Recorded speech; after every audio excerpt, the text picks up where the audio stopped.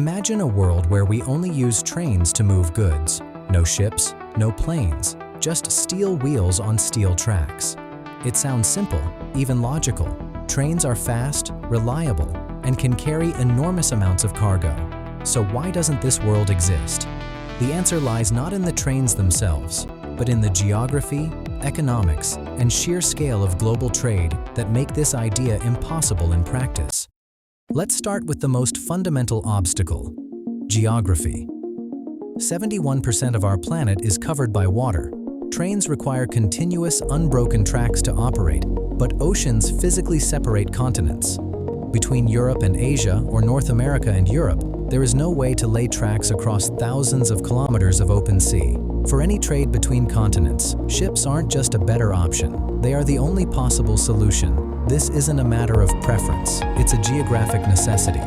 Now, you might be thinking, but trains are faster, right?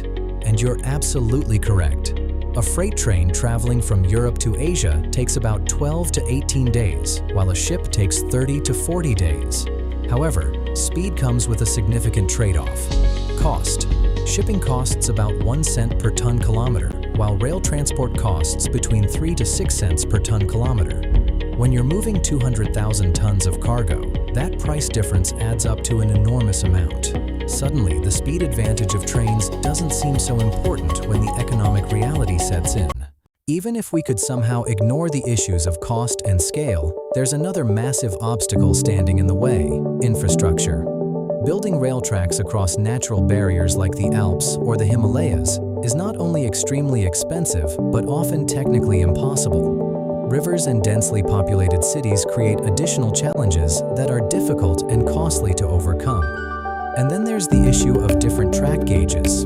For example, Spain uses a wider gauge than France, which in turn uses a different gauge from Russia. Every time a train crosses a border, cargo often has to be transferred from one train to another, adding significant time, complexity, and cost to the journey. So, if trains can't completely replace ships, what's the solution to global trade? The answer lies in combined transport, a system that leverages the strengths of both modes.